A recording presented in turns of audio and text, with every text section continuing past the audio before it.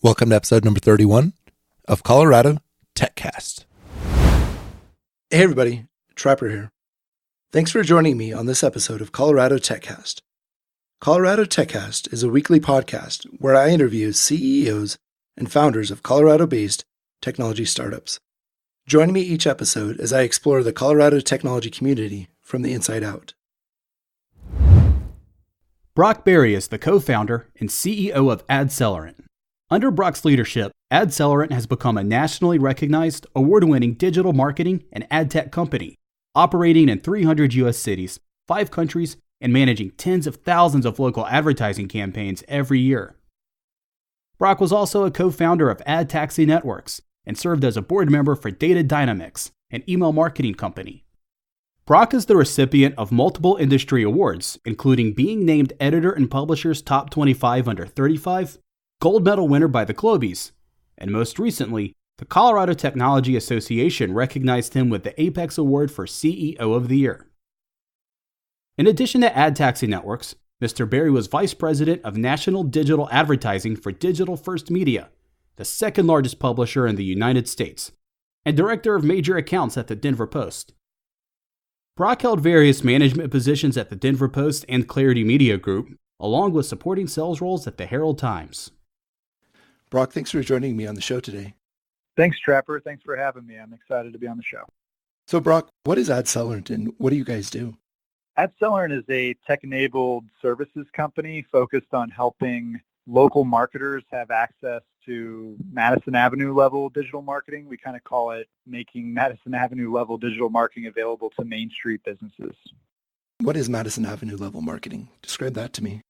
To me, that's the kind of tools and systems and types of technology that a company like Amazon might use to retarget their ideal target markets, to get people to come back and finish that shopping cart purchase, or even companies like Verizon, AT&T, any of the big box brands that are kind of household names. We want to make sure that our local business owners, the local marketers that we all appreciate, but oftentimes don't realize how important this is to them. We want to bring these types of products and services and technology right down to their doorstep, making it easier for them to grow their business as these big companies make it harder for them to grow their business. There's a lot of competition online from Amazon and the big box retailers, so I'm sure any of the smaller companies out there really appreciate the hand up there. From what we hear, definitely, they're oftentimes, you can almost see the surprise or their kind of minds being blown by some of the things that are possible. Being able to run an advertising campaign against a specific audience and then track those users and actually tell the business owner if they walked in the door later or during the campaign. The fact that we can tell them specifically the number of people that saw the ads and actually walked in their store, they're looking at us and oftentimes kind of questioning whether or not we're telling the truth. So you can track if I see an ad and then if I actually take action on it and walk into the store. How does that work? Yeah, it's all tied down to your mobile device. I mean, the 3 things you won't leave your house with today are your keys, your phone, and your wallet. So every person, as they walk the streets, they go to the gym, they go to the grocery store, go about their day, they're carrying essentially a GPS. And your mobile phone, because we are able to track unique ID called a Device ID, we can track those Device IDs based on who's seeing the ads, and then also track those Device IDs and find out whether or not they ultimately went into the marketer or the retailer's storefront. So it's all about the mobile device, and it's all anonymous, so it's everybody's privacy or personally identifiable information is safe and protected, but it is a really unique and great modern way of marketing that helps the business owner know whether or not they're getting, payback on the money that they're investing in the digital advertising campaign. That Device ID, is that the cell phone's IME ID? That's right. That's exactly right. So do you have to work with carriers to get that? Or I would think that was fairly guarded information. It is, but the data comes from lots of different locations. So it starts off with something called bid stream data. And bid stream data, we run a lot of, as a company, one of the primary products that we run on behalf of local marketers is called programmatic advertising.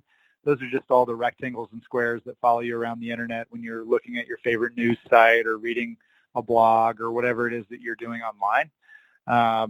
We're running ads in tens of thousands of different websites and billions of impressions every single month.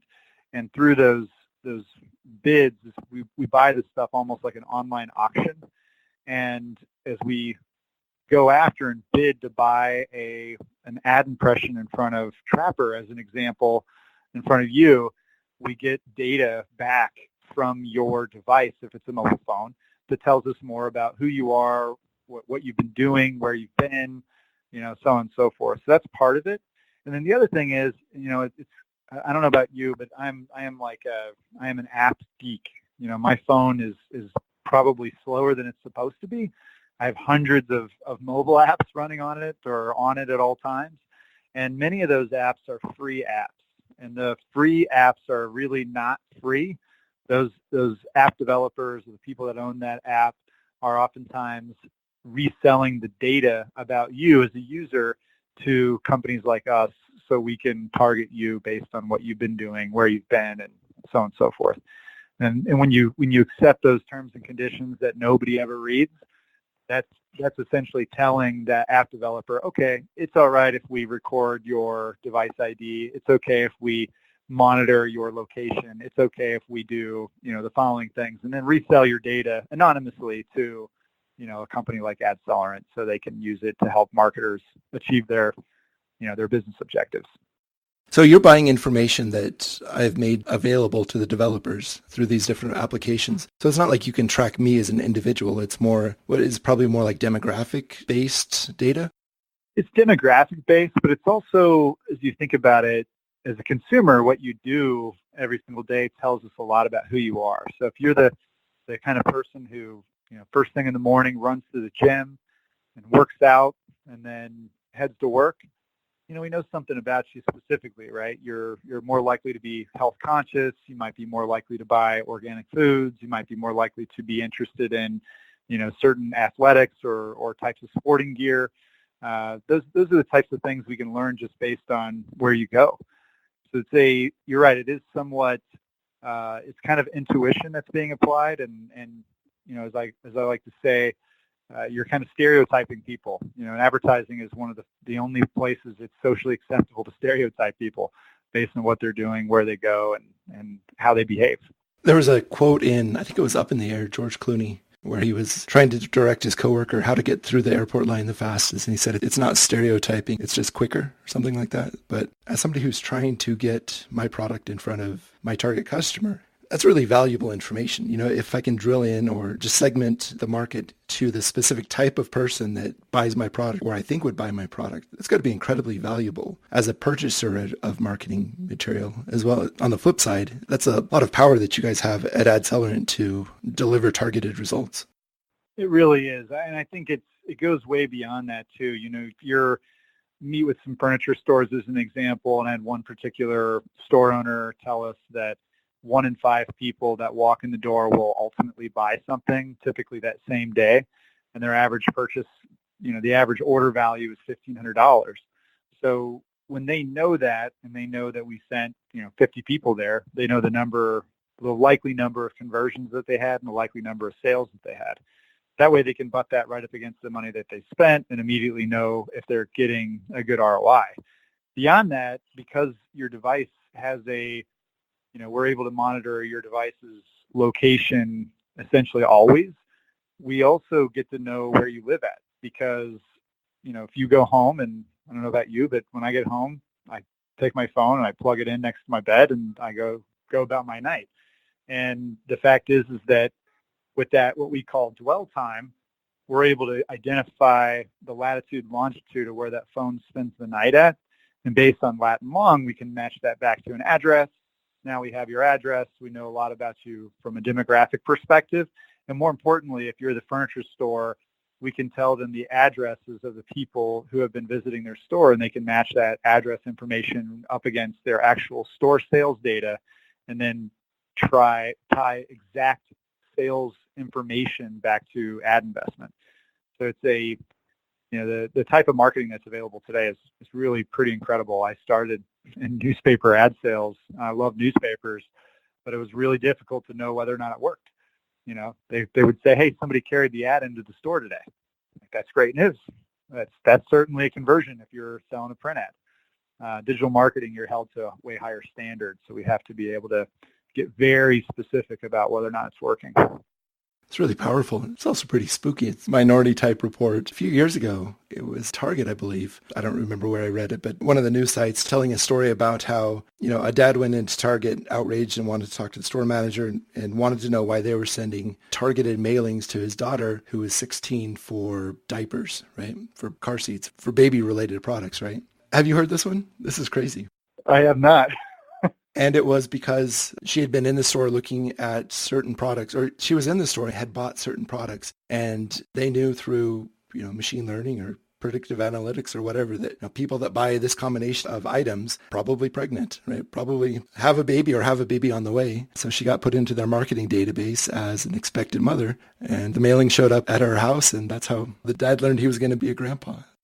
Okay, that's that's a pretty special circumstance. I feel like I have a 4 and 5-year-old daughters, and if that's how I find out, I'm going to be pretty upset about it.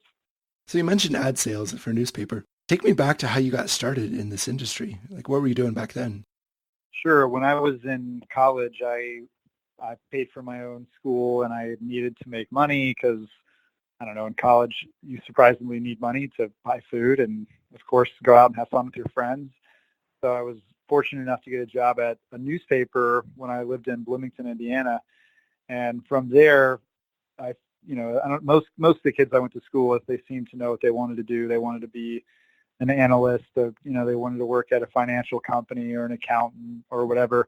And at that time in my life, I had no idea what I wanted to do. And I was able to get a job at a newspaper and learn that I was probably pretty good at just talking to people, and if I could get paid to do that, that was taking advantage of the one thing I knew I could do well. So that's really how I got started in ad sales.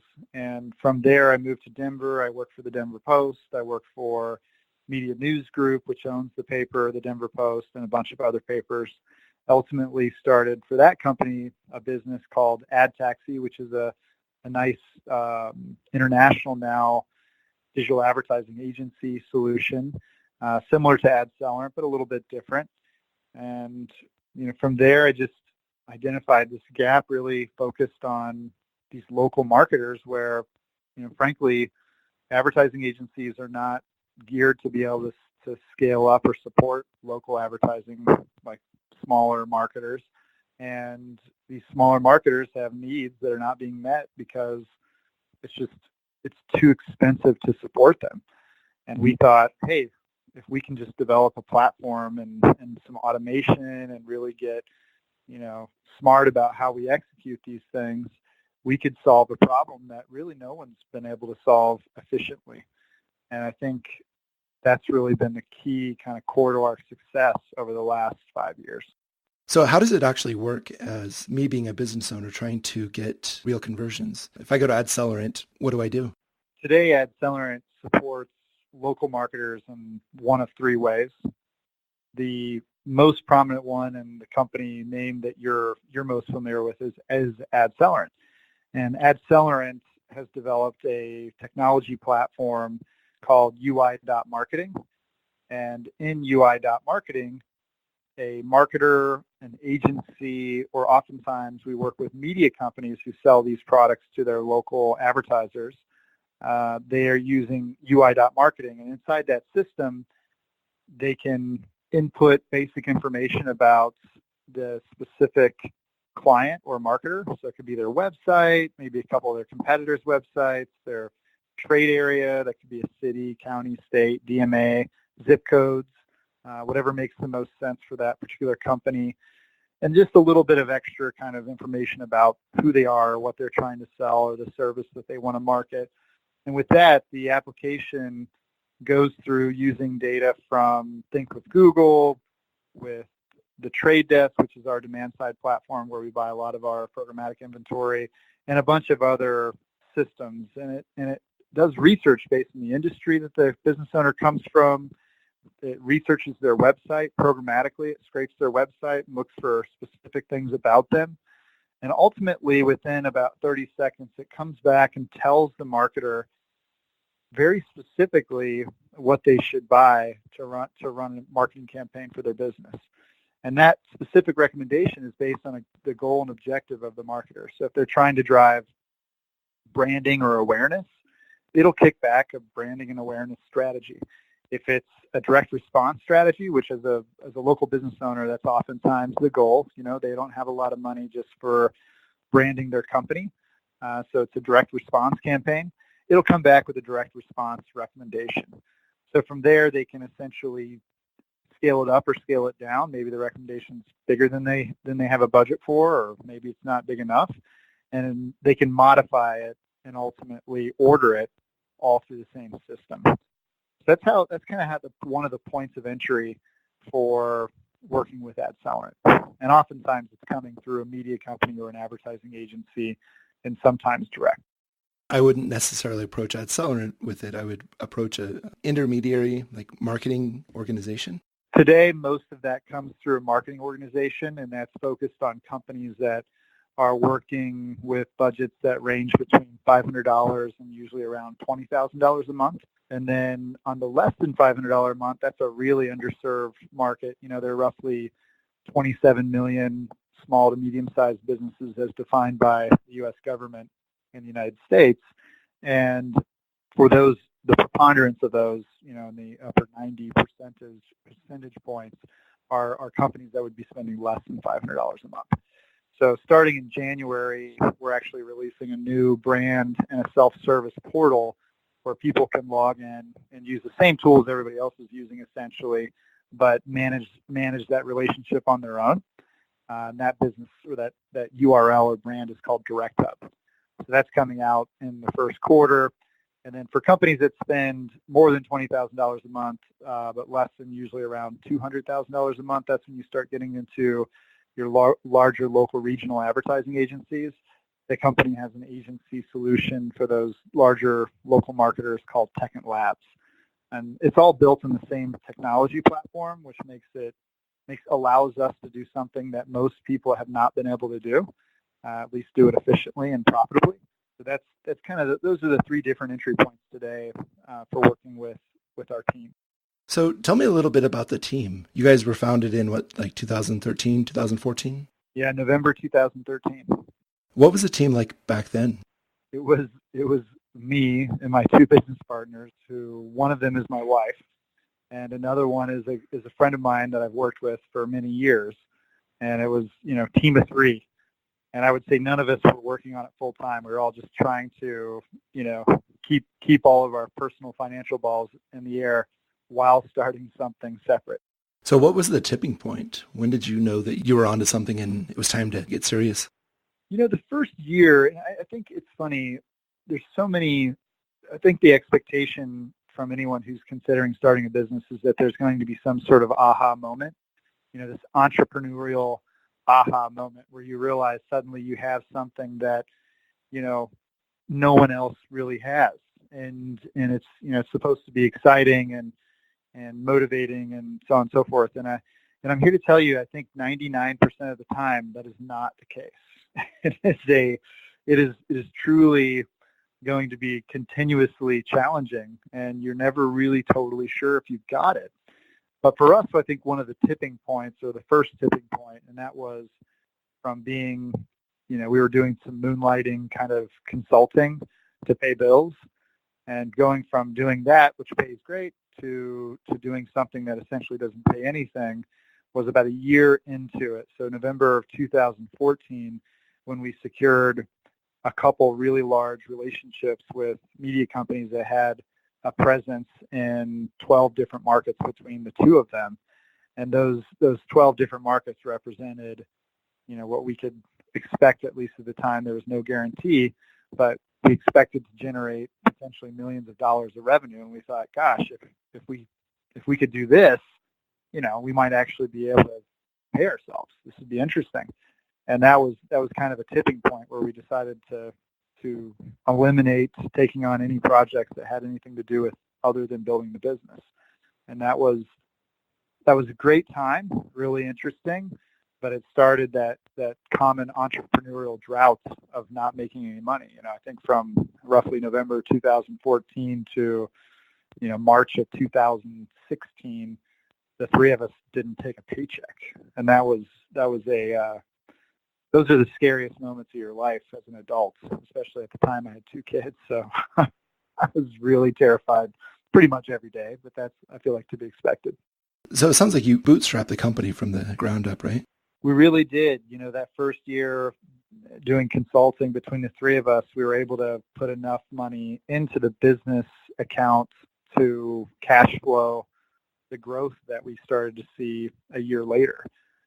It was enough to cash flow it and to hire a couple people to help us ramp, but it certainly wasn't enough for us to take a paycheck. And, for everybody who may listen to this that's familiar with cash flowing anything, you oftentimes don't get paid until, 45 days after you send an invoice, but you're paying your bills, 28 to 30 days after you receive an invoice. So you've got a couple weeks of time where you have less money, a lot less money. And that's a tough balance for any business owner, especially one that has payment terms like us. So those were, getting over that was probably another tipping point that we later had the benefit of hitting was, getting to a point where we actually had positive cash flow. That's a really tough thing to find. Early on, did you ever consider taking on external money either through like VC or private equity? We did, and that's another myth, I feel like, and I like to talk about this stuff because, before we started Adcellerant, I was the kind of person who, probably had a pseudo entrepreneurial bug. I would read, Inc. magazine and Entrepreneur magazine and all these other magazines, and I'd read about these hip, entrepreneurs who are getting millions of dollars of funding, and it seems so glamorous, right? You're like, this is amazing. I couldn't imagine what I would do if I had all that money. I'm sure I'd be wildly successful. You wouldn't have to eat ramen every night. That's right. And what they don't tell you is that those people are the 1% of the 1%ers. The people that are in those magazines are especially rare. And then the people that aren't in the magazine but still got funding are still especially rare.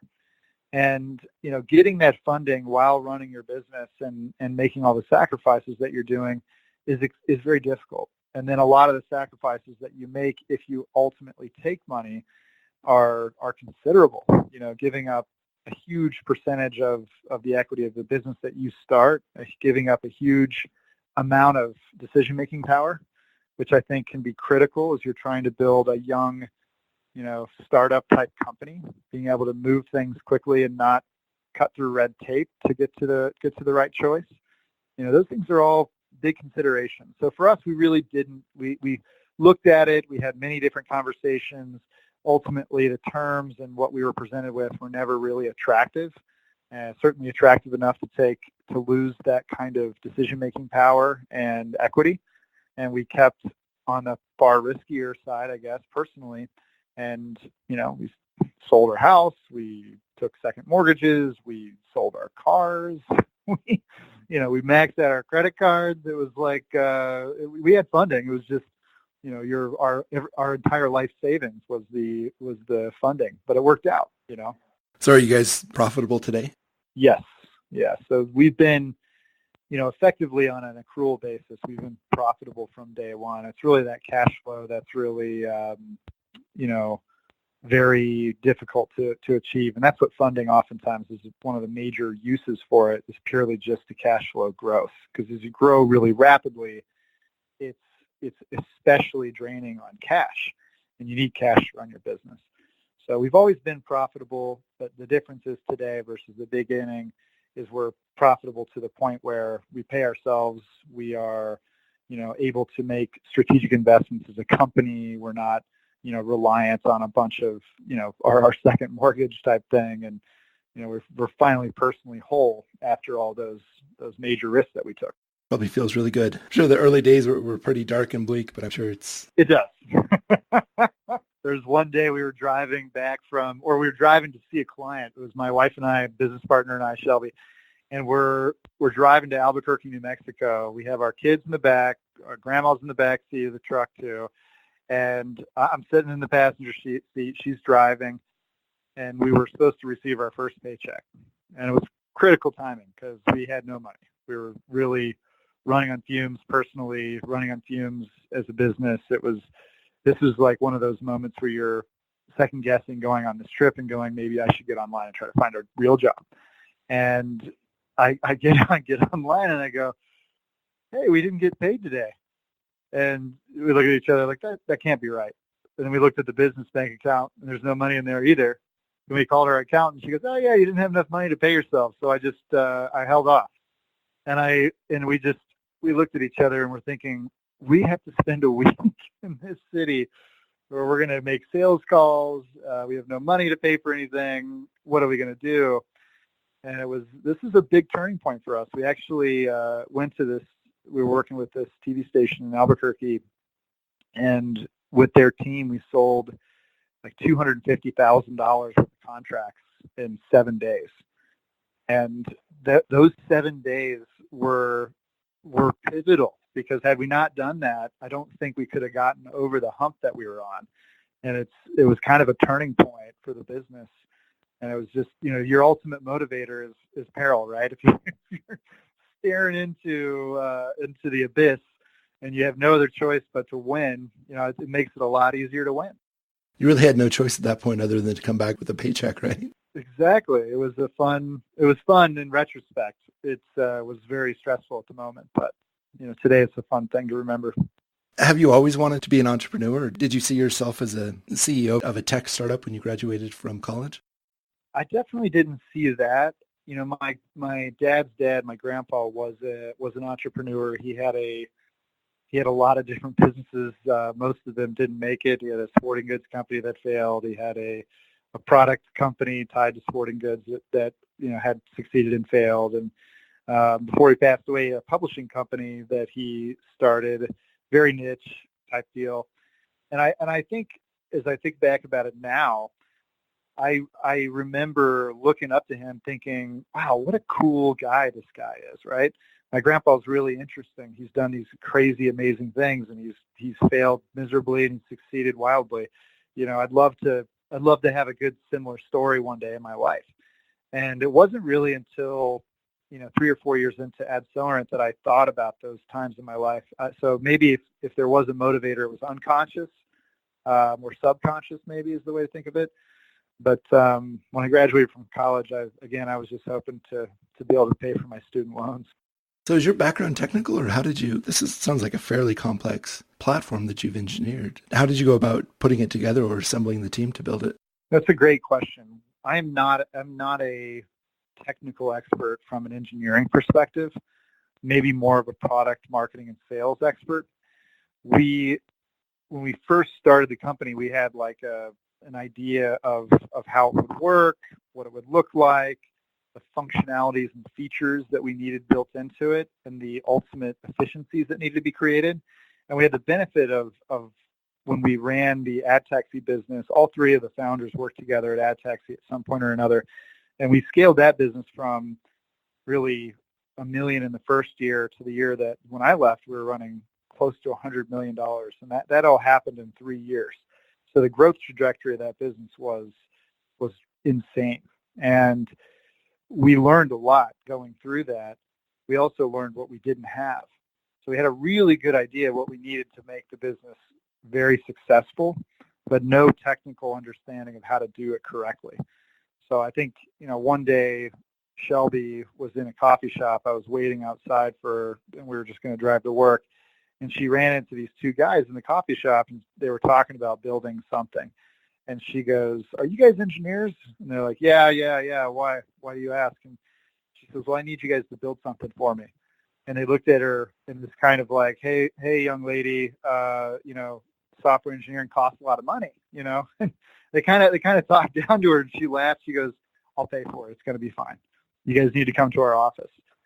And they were also a startup. The company was called Device, and they helped us get the platform, the initial version of it built. And from there and through that process, we learned a lot about what we needed, what we didn't know. We spent a lot of time reading to try to understand, the things that would ultimately be important to owning that product. And eventually, about a year after we met those guys, we started hiring our own engineering team. And that's been a very big endeavor. And I think we're finally, several years into this, we have a really super strong engineering department that is just, I think I would argue one of the best in Colorado.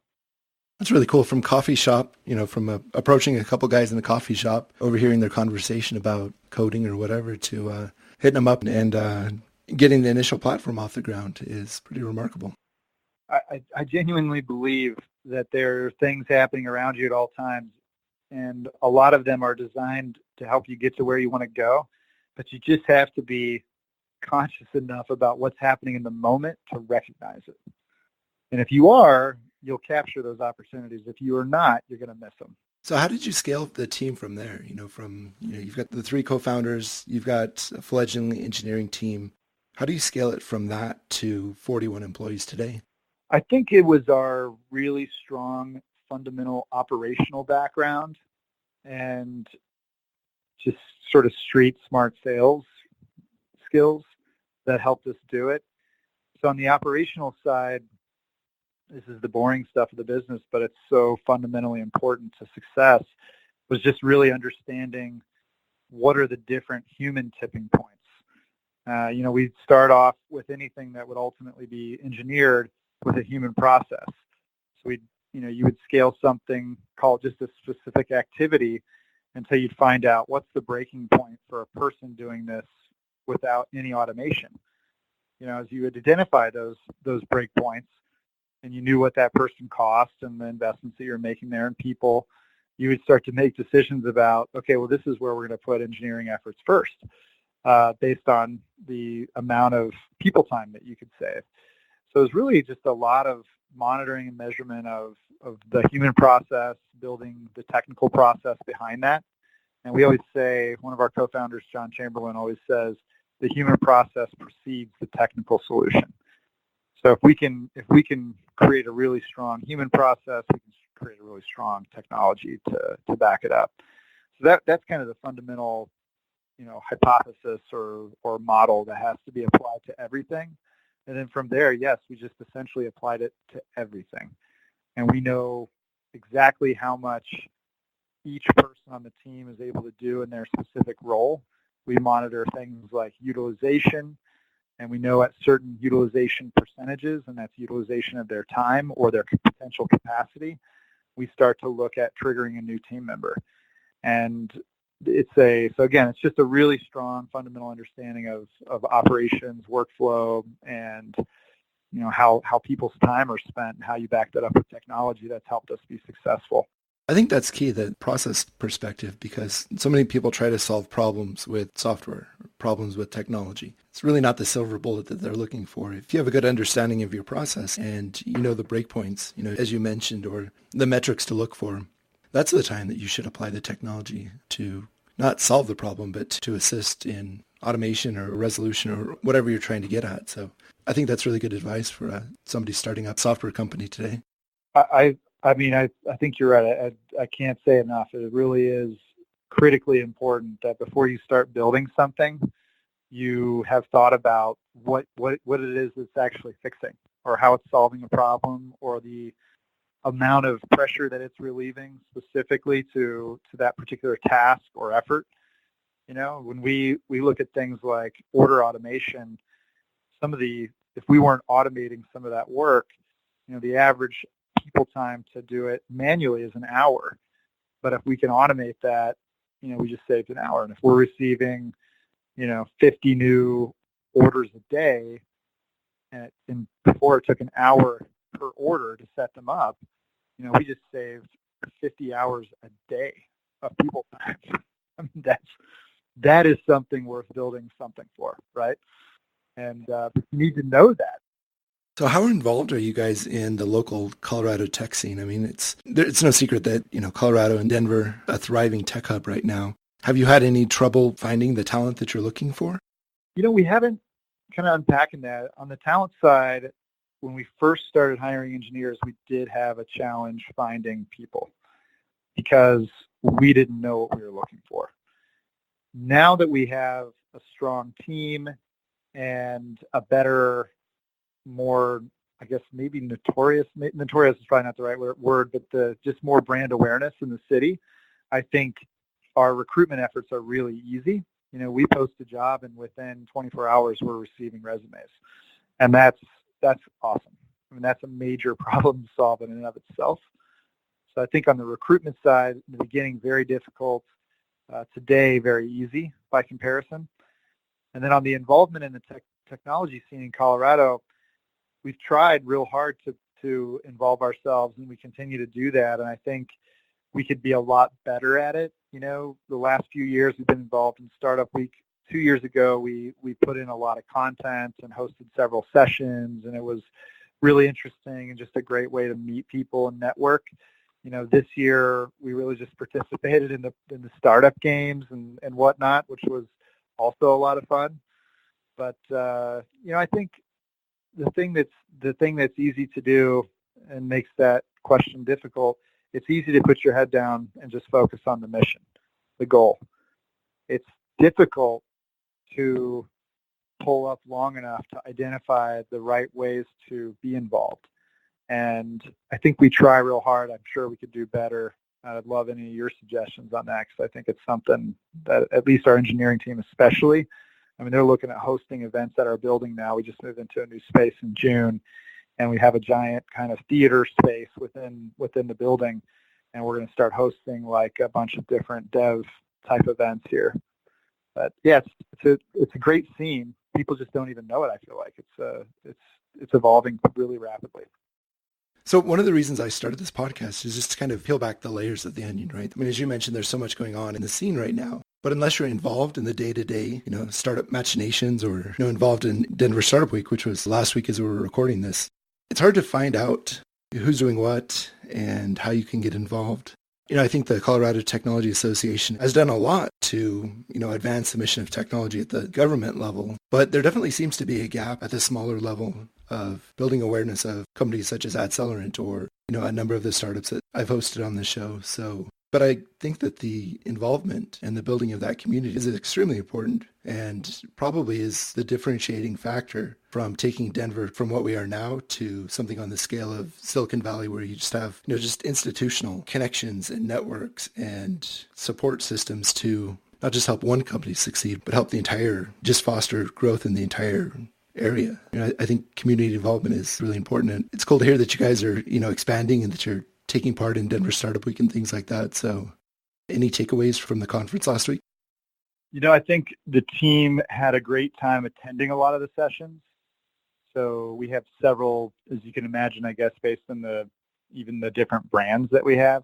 We had several teams attending with different intentions. So engineering teams attending with engineering goals and marketing and so on and so forth. So I think our team loves the fact that it's such a big deal here, and they find it to be a tremendous resource as they're trying to hone their own professional skills and also develop their own teams or departments. Specifically, I don't have anything. I just know that, they shared a lot of stuff at our last stand-up. We have a stand-up every Friday, and that was a major topic on Friday, and I'm sure will actually probably be a major topic this Friday. So would you do this all again, starting over, graduating from college, knowing that you're good at talking to people? Would you do it again, and what would you tell yourself, if so? I would definitely do it again. I don't know that I would change anything specifically in terms of decisions or timing of the things that I've done so far in my life.